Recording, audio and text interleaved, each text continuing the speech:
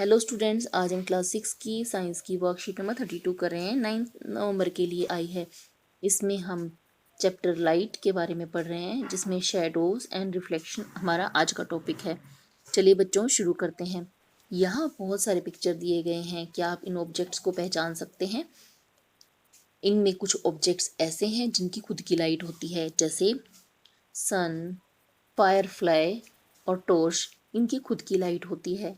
ऐसे ऑब्जेक्ट्स को हम ल्यूमिनस ऑब्जेक्ट्स बोलते हैं।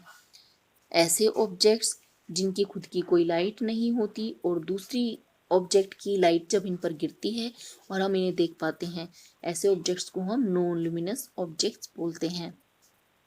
हमें देखने के लिए किस चीज़ की ज़रूरत होती है? आप बोलेंगे हमें देखने के लिए आइज़ की ज़रूरत होती है, लेकिन कई बार आइज़ होते हुए भी हम नहीं देख पाते हैं।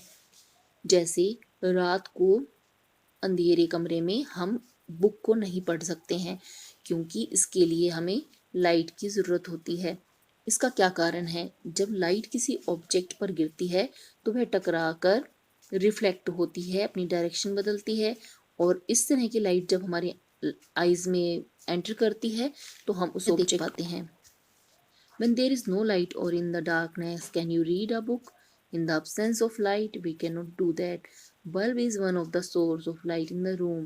In the same way, sun is another familiar object that gives its own light. During the day, its light allows us to see the objects. Objects like the sun that gives out light of its own are known as luminous objects. The sun is a natural source of light and the bulb is a man-made source of light. हम दिन में सभी चीज़ों को क्यों देख पाते हैं? क्योंकि सन की लाइट इन ऑब्जेक्ट्स पर गिरती है। ऐसे ऑब्जेक्ट्स जिनकी अपनी खुद की लाइट होती है उसे हम ल्यूमिनस ऑब्जेक्ट बोलते हैं। सन इसका एक एग्जाम्पल है। यह नेचुरल सोर्स है लाइट का। बल्ब है man made source. Transparent objects that allow maximum amount of light to pass through them so we can see clearly through them. Transparent objects ऐसे ऑब्जेक्ट होते हैं जिनमें से टॉर्च की लाइट या कोई भी लाइट अच्छी तरह से दूसरी तरफ पास हो पाती है।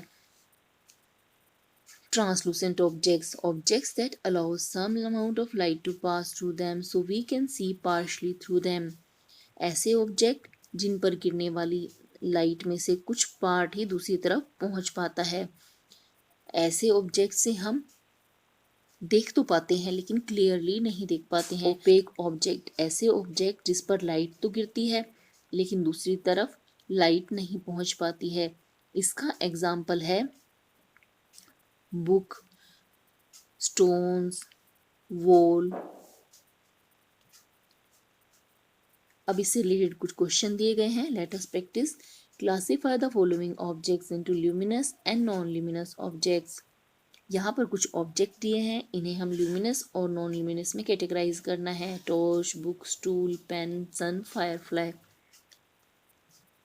इसमें से टॉर्च, सन और फायरफ्लाई ये सभी ल्यूमिनस ऑब्जेक्ट के एग्जाम्पल हैं, और बुक, स्टूल और पेन ये सभी नॉन ल्यूमिनस ऑब्जेक्ट्स के एग्जाम्पल हैं।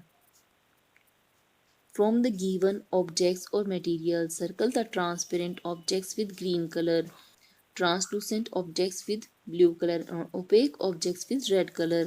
यहाँ पर नीचे जो ऑब्जेक्ट्स दिए हुए हैं, इन ऑब्जेक्ट्स में से हमें ऐसे ऑब्जेक्ट्स जो कि ट्रांसपेरेंट हैं उन्हें ग्रीन कलर से सर्कल करना है, जैसे air, plane glass and spectacles. ये सभी ट्रांसपेरेंट ऑब्जेक्ट्स हैं। ऐसे ऑब्जेक्ट्स जो ट्रांसलूसेंट ऑब्जेक्ट्स होते हैं उन्हें ब्लू कलर से सर्कल करना है।